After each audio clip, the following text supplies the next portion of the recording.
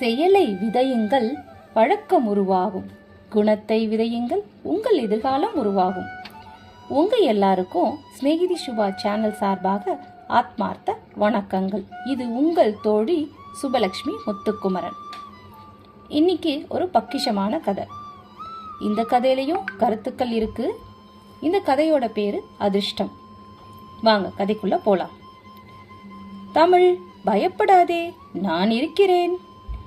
இனிமையாக ஒலித்த குரலை சுற்றிலும் தேடினாள் தமிழ். இருள் விலகாத அதிகாலை நேரம். வானத்துல நட்சத்திரங்கள் இன்னும் ஜொலித்தது.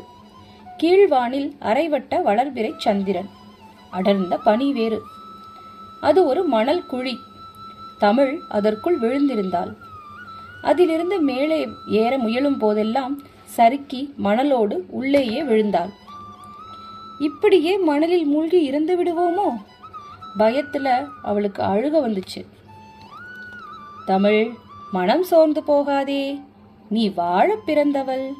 பிறரை உன் அன்பால் வாழ வைக்க பிறந்தவள். முயற்சி செய். இப்போது அந்த குரல் கொஞ்சம் பக்கத்துல கேட்டுச்சு. அது அவளுக்குள்ள ஒரு பயத்தை கிளப்புச்சு. அம்மா என்று அழ ஆரம்பித்த 10 வயது சிறுமிக்கு தனக்கு அம்மா இல்லை என்பது, அப்பா 2ஆம் திருமணம் செய்து கொண்டதால் தான் இத்தனை வேதனை, தான் அழுதால் தன்னை தேற்ற யாரும் இல்லை என்பதும் புரிய அழுகையை அவ நிப்பாட்டிட்டா. அவளோட சித்தி தான் தமிழை பனிநீர் சேகரித்து வர அனுப்பியிருந்தா. அதுல முகம் கழுவினால் சருமம் பளபளப்பாக இருக்குமாம். தன் அழகை பராமரிப்பதில் அவளுக்கு அதீத அக்கறை. தமிழின் மாசு மறுவற்ற சருமம், அழகு அவளுக்கு பொறாமையை கிளப்பியிருந்தது. சரியா உணவு தரமாட்டா. பள்ளிக்கு செல்வதற்கு முன்னாடி எல்லா வேலையை செஞ்சுட்டு கிளம்புனாலும் அப்பா கிட்ட ஏதாவது சொல்லி அடி வாங்கி தருவா.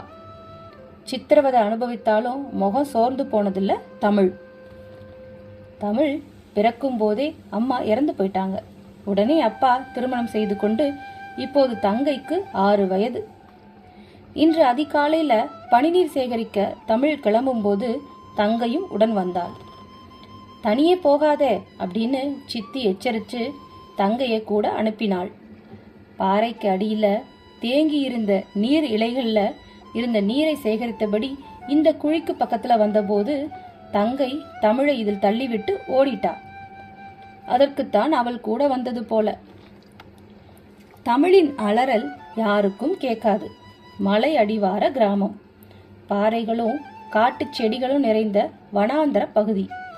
இதில் தங்கை எங்கேனும் சிக்கிக்கொண்டாலோ அப்படின்னு கவலையோட பயத்தோடையும் அவளுக்கு இன்னும் அழுக அதிகமா வந்தது. தமிழ், இப்போது குரல் வந்த இடம் புரிந்தது தமிழுக்கு. சின்ன பொன்வண்டு, உடல் முழுதும் சின்ன வெளிச்சம் புள்ளிகளாய் மின்ன அது தமிழை சுத்தி சுத்தி வந்துச்சு. அத வியப்புடன் பார்த்தாள் தமிழ். தமிழ், யோசிக்காதே, மேலே வா. முடியலையே. முடியும்னு நினை தமிழ். முயற்சி இருக்கும் இடத்துலதான் அதிர்ஷ்டம் இருக்கும். அந்த குரல் அவளுக்குள் ஒரு உத்வேகம் தந்தது. பரபரவென்று மணலை கையால் பறிக்க பறிக்க உதிர்ந்து விழுந்து சின்ன மண்மேடு ஆனது அந்த மணல். அதில் கால் வைத்து எம்பி ஏறி மேலே ஏறிவிட்டாள் தமிழ். முகம் முழுதும் பூரிப்பும் சந்தோஷமுமாய் நன்றி என்றாள் தமிழ். இதான் நல்ல பண்பு. சின்ன விஷயத்திற்கும் நன்றி சொல்றல்ல. உற்சாகத்துடன் செய்யும் வேலை எப்போதும் வெற்றி தான் தரும் அப்படின்னு சொன்ன பொன்வண்ட ஆர்வமா பார்த்தா தமிழ். நீ யார்? எங்களை போல பேசுகிறாயே அப்படின்னு கேட்டா தமிழ். தமிழ், சில நாட்களுக்கு முன்னாடி உன் தங்க என்னை சின்ன பெட்டில அடைத்து துன்பப்படுத்திய போது நீதான் அவகிட்ட சண்டை போட்டு என்ன பறக்க விட்ட. ஆமா, அந்த நன்றியை காட்டத்தான் உன்னை காப்பாத்த நான் வந்திருக்கேன். உனக்கு ஒரு வரம் தரேன், கேள். நீ சந்தோஷமாக இருக்கணுமா? உன் சித்தி தங்கைக்கு தண்டனை கொடுக்கணுமா? ஏன்னா அவங்களுக்கு நிறைய தீங்கு செஞ்சிருக்காங்கல்ல அப்படின்னு கேட்டது பொன்வண்டு. வேண்டாம் வேண்டாம், தமிழ் பதறினாள். அது அவங்க இயல்பு. ஆனா என்னால மற்றவங்களுக்கு தீங்கு செய்ய முடியாது. அவங்க வேதனைப்பட்டா என்னால தாங்கவும் முடியாது. சரி, உனக்கு அப்ப என்னதான் வேணும் அப்படின்னு பொன் வண்டு கேட்டுச்சு.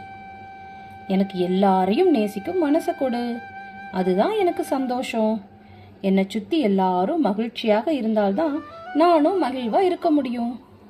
யாரையும் வெறுக்காம எல்லார்கிட்டையும் அன்பா இருக்கிற குணத்தை மட்டும் கொடு போதும். அந்த பொன் வண்டு பிரகாசித்தது. தமிழ், உன்னால் எதிரிகளையும் நேசிக்க முடியுதே. முயற்சி இருக்கிறது, எனவே அங்கு அதிர்ஷ்டம் இருக்க வேண்டும் என்பது பிரபஞ்ச விதி. நான் தான் அதிர்ஷ்டம். இனி உன்னுடன் நான் என்றும் இருந்து சிறப்பான எதிர்காலத்தை கொடுப்பேன். எல்லாரும் உன்னை நேசிப்பாங்க. நீ வாழ்வின் மிக உயரமான இடத்துக்கு போவ அப்படின்னு ஆசிர்வாதம் செய்தது பொன்வண்டு. அந்த பொன்வண்டு சூரிய பிரகாசத்துடன் வழிகாட்டியபடி முன்னாடி போக ரொம்ப சந்தோஷமா ஆடிக்கிட்டே பின்னாடி போனா தமிழ். இந்த கதை உங்களுக்கு பிடிச்சிருந்தா நீங்க லைக் பண்ணுங்க, ஷேர் பண்ணுங்க, சப்ஸ்கிரைப் பண்ணுங்க. மறக்காம ஸ்நேகிதி சுபா சேனலுக்கு பதிவூட்டம் பண்ணுங்க. உங்களோட பதிவூட்டங்கள் எங்களுக்கு ரொம்ப உபயோகமா இருக்கும். இன்னும் எந்த மாதிரியான கதைகளை நீங்க கேட்க விரும்புறீங்கன்னு நீங்க அந்த பதிவூட்டத்துல எங்களுக்கு தெரியப்படுத்தலாம். உங்கள்கிட்ட விடைபெறுவது உங்கள் தோழி சுபலட்சுமி முத்துக்குமரன். வாழ்க வளமுடன். ஆத்ம நமஸ்தே. ஹரே கிருஷ்ணா. வெற்றியுமுதே.